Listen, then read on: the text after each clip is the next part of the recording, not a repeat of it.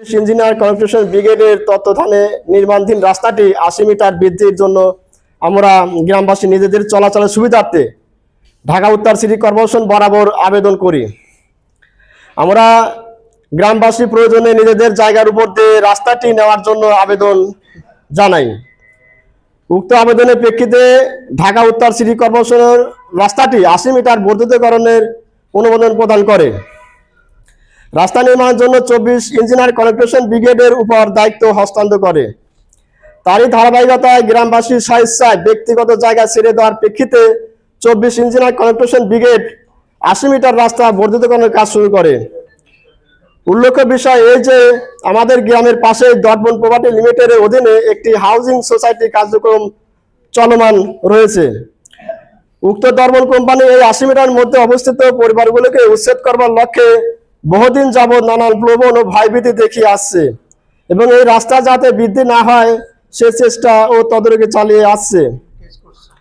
তারই প্রেক্ষিতে তারা উক্ত কোম্পানি মিথ্যা আশ্রয় নিয়ে আমাদের রাস্তার চলমান কাজের কিছু ভিডিও ফুটেজ ধারণ করে অত্র এলাকার বাইরে ১৫ থেকে ১৬ জন বহিরাগত লোক নিয়ে দর্পণ কোম্পানি নিজেরাই গ্রামবাসী অভিনয় করে আমাদের এলাকার বাইরে অন্য কোথাও অবস্থান নিয়ে একটি মিথ্যা বানোয়াট ও ভিত্তিহীন মানববন্ধনের আয়োজন করে।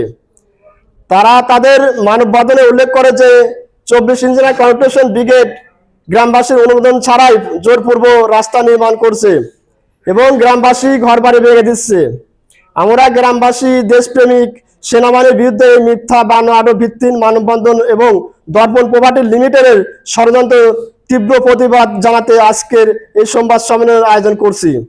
আমরা গ্রামবাসী এই মর্মে সাক্ষ্য দিচ্ছি যে আমরা স্বতঃস্ফূর্তভাবে রাস্তা নির্মাণের সুবিধার্থে নিজেদের জায়গা অবস্থিত ঘরবাড়ি স্বেচ্ছায় ভেঙে দিচ্ছি এবং প্রয়োজনে রাস্তা বর্ধিত করার লক্ষ্যে নিজেদের জায়গা ছেড়ে দেওয়ার জন্য প্রস্তুত রয়েছি। ২৪ ইঞ্জিনিয়ার কনস্ট্রাকশন ব্রিগেড ও রাস্তার নির্মাণের ঠিকাদার প্রতিষ্ঠান আমাদের সাথে কোনো জোর জবরদস্তি কিংবা বল প্রয়োগ করে নাই, বরং দর্পণ প্রপার্টি লিমিটেড আমাদের নিজেদের দর্পণ কোম্পানি নিজেদের হাউজিং সোসাইটির সুবিধার জন্য আমাদের পরিবারগুলোকে আমাদের নিজস্ব জায়গা থেকে উচ্ছেদ করার পরিকল্পনা নিজেই এলাকাবাসী অভিনয় করে মিথ্যা বানোয়াট ও ভিত্তিহীন মানববন্ধনের আয়োজন করে। উক্ত মানববন্ধনে কোনো এলাকাবাসী ছিল না। উক্ত মানববন্ধনে এই ধরনের ষড়যন্ত্র মিথ্যা প্রচারণা এর ধারাবাহিকতা দর্পণ কোম্পানি আমাদের পরিবারগুলোকে বিভিন্ন ধরনের মামলা মোকদ্দমা ভয়ভীতি ও প্রদর্শন ও হুমকি প্রদান করে আসছে।